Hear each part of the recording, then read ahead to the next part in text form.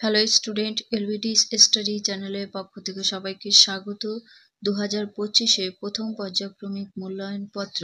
আমি আজকের ভিডিওতে চতুর্থ শ্রেণী বাংলা বিষয়ের ওপরে একটা নমুনা প্রশ্নপত্র, তোমাদের কেমন ধরনের প্রশ্ন আসতে পারে সেটা নিয়ে আলোচনা করতে চলেছি। এই প্রশ্ন সেট 2, এটা হলিস্টিক প্রসেস রিপোর্ট কার্ড অনুসারে করা হয়েছে।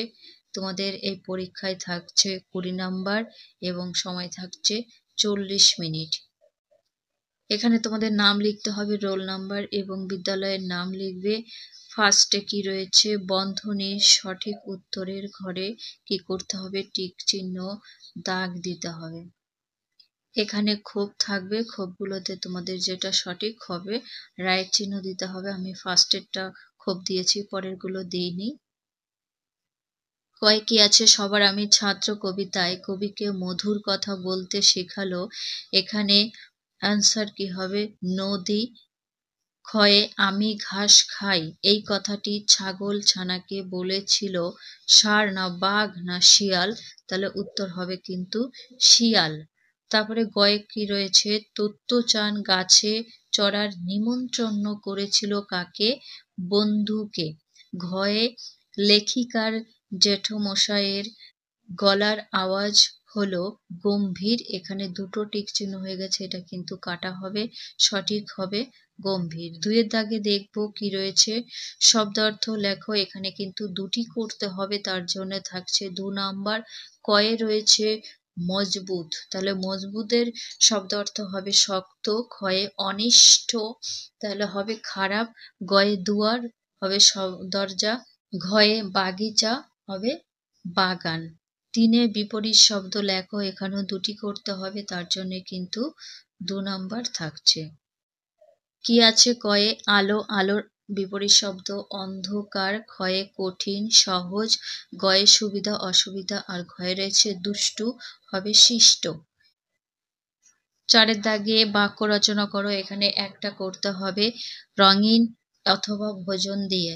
আমি বাক্য রচনা করেছি, তোমরা চাইলে এগুলো করতে পারো, না হলে নিজেরা করে নেবে। রঙিন দিয়ে লেখা হয়েছে, রঙিন জামা আমার খুব পছন্দ হলো।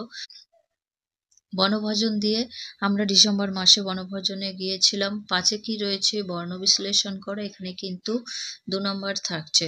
লাজুক দিয়ে বর্ণ বিশ্লেষণ দেখো, কি ভাঙলে কি হবে, লযুক্ত আ, আযুক্ত জ, যযুক্ত হস্য, হস্যযুক্ত ক। অথবা দিয়ে রয়েছে পাহাড়, পযুক্ত আ, আযুক্ত হ, হযুক্ত আ, আযুক্ত র, রযুক্ত অ। এখানে 5-এর দাগে হয় তোমরা এই কয়ের উত্তরটা করবে, না হলে অথবা দিয়ে যে উত্তরটা রয়েছে সেটা করবে। দুটো অপশন রয়েছে। অথবা দিয়ে কি রয়েছে, বেমানান শব্দটির নিচে দাগ দাও। গাছ, ডাল, পাতা, রাস্তা, তাহলে এখানে বেমানান শব্দ হবে রাস্তা। তোমাদের কয়ের উত্তরটা করতে হবে, না হলে অথবা দিয়ে এটা করতে হবে, যে কোনো দুটির একটা করলে হবে। তারপরে 6-এর দাগে কি রয়েছে দেখব, নিচের বিশেষণগুলি বিশেষ্য রূপে করতে হবে, তার জন্য 2 নাম্বার থাকছে। শিক্ষা, তাহলে শিক্ষার বিশেষণ হবে শিক্ষিত। তেজ, তেজের বিশেষণ হবে তেজি। অথবা দিয়ে কি রয়েছে, এলোমেলো অক্ষরগুলো সাজিয়ে শব্দ তৈরি করো। এখানে কয়ে আছে থয়াকার, রয় দীর্ঘ, ক, প, এটাকে সাজালে হবে রূপকথা।